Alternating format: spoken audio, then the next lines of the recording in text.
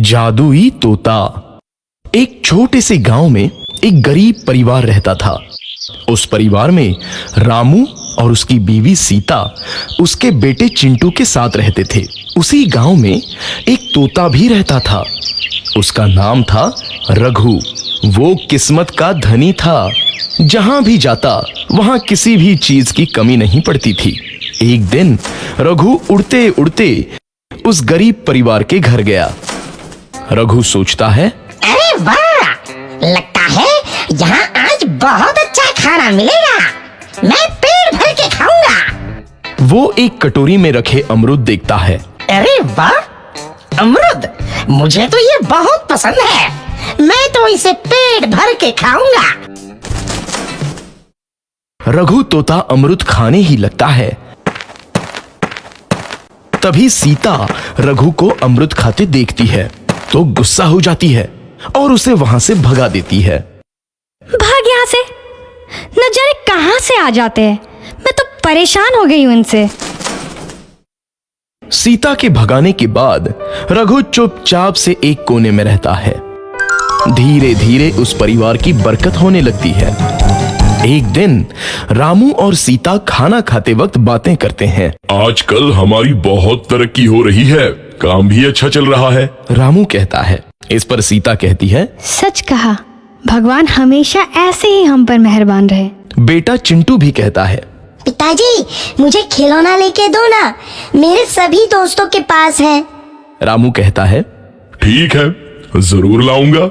सीता कहती है, कितने खुश है सब, मेरे परिवार को किसी की नजर ना लगे। एक तरफ ऐसी बातें होती हैं तो दूसरी तरफ रसोई में रघु तोता भी अमरूद खाते रहता है।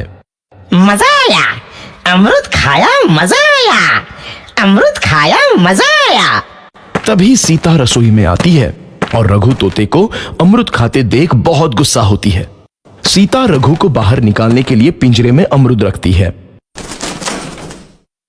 रघु जब अमरूद खाने लगता है तो पिंजरे का दरवाजा बंद हो जाता है और वो उसमें फंस जाता है।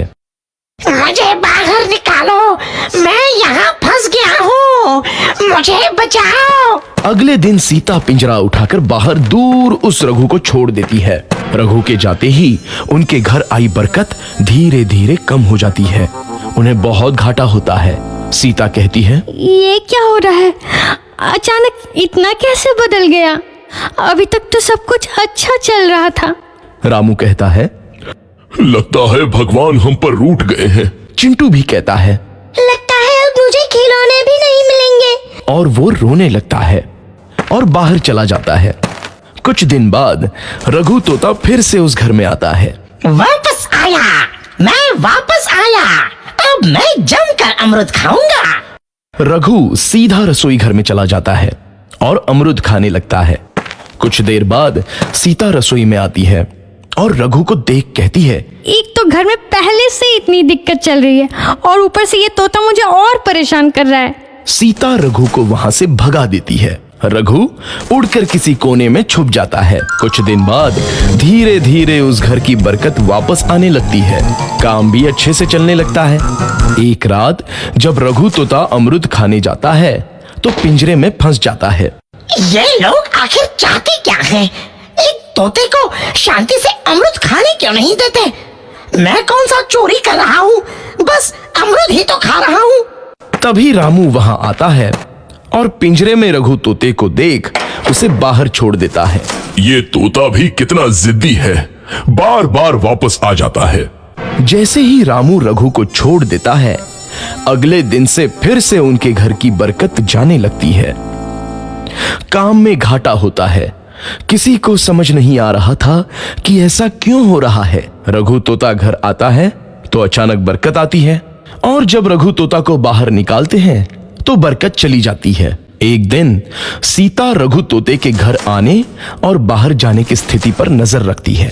ये तोता जब भी घर आता है तो घर में बरकत आती है और जैसे ही ये घर से बाहर जाता है तो उसी के साथ बरकत भी चली जाती है। कहीं ये जादुई तोता तो नहीं है? अगली बार जब ये तोता घर आएगा तो मैं इसे कहीं नहीं जाने दूंगी। सीता रघु का बहुत इंतजार करती है लेकिन रघु तोता दोबारा उस घर में कभी नहीं आता।